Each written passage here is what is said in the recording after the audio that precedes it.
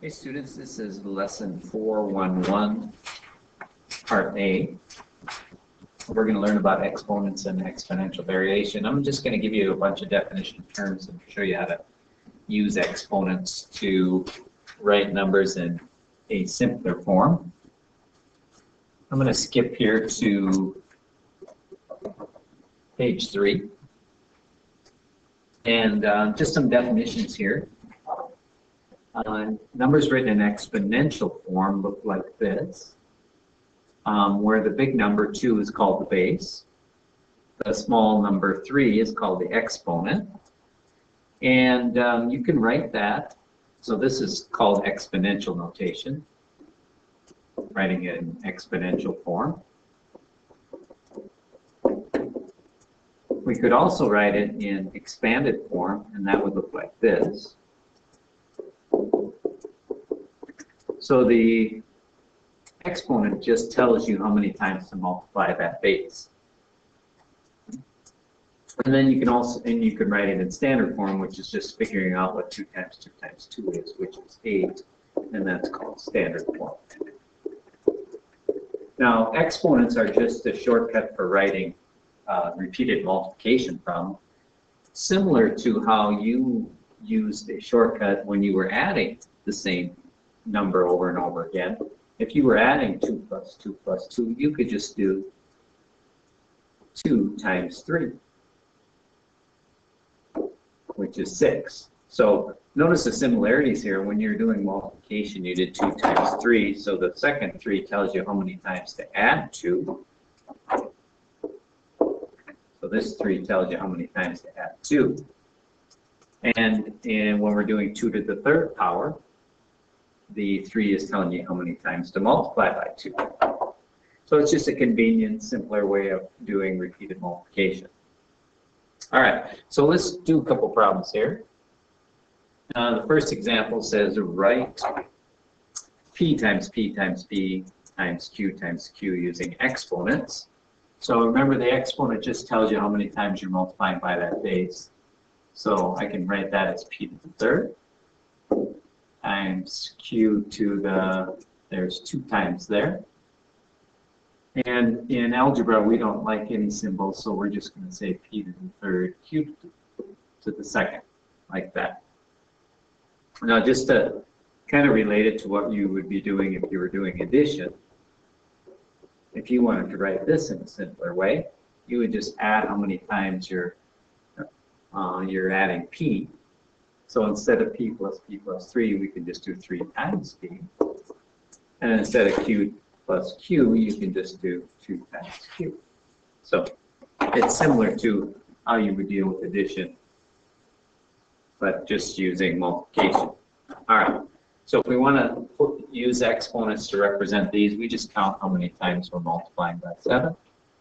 And our base is the number we're multiplying by. And our exponent is how many times we're multiplying by that number. Again, here we have a base of m, and we're multiplying by that twice. And then we have a base of n, and we're multiplying by that 4 times. I'll let you do the last one.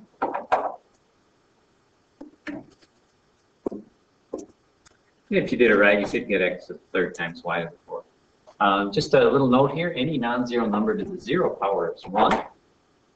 I'll explain why that is in class someday. But so if you take anything to the 0 power, it equals 1.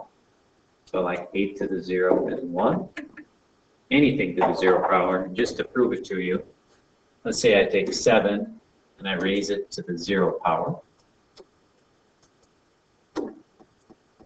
Notice we get 1.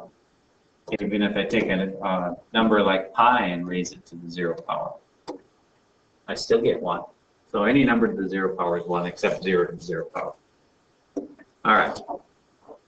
So example 2, we're going to evaluate 6 to the 2nd power. So I'm going to put that in expanded form just to figure out what I'm doing here. And that's equal to 6 times 6, which is 36. And now remember, 36 is in standard form.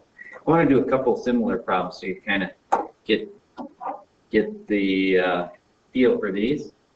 what if the base was -6 and I was raising that to the second power? Well, same thing.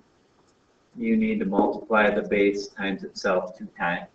So -6 times -6, a negative times a negative is positive. So that's 36. What if there was just a negative in front of the 6? And then I did the second. Well, here, in the order of operations, you have to do the power first.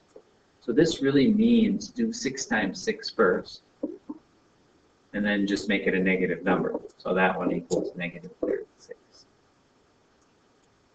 So every exponential number written has an opposite. So 7 to the second, that's 7 times 7 is 49. Its opposite is -7 to the second, which is -49. But if I put parentheses around that, then I'm saying my base is now -7. And that means -7 times -7, which is +49.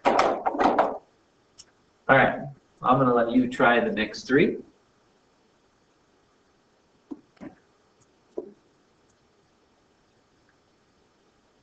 Okay, so those numbers are written in standard form, the ones I've circled. And just to reiterate how you're going to do this on your calculator, if I want to do like 2 to the 5th power, you press the 2 first, then you press the caret button, which is right below the clear button.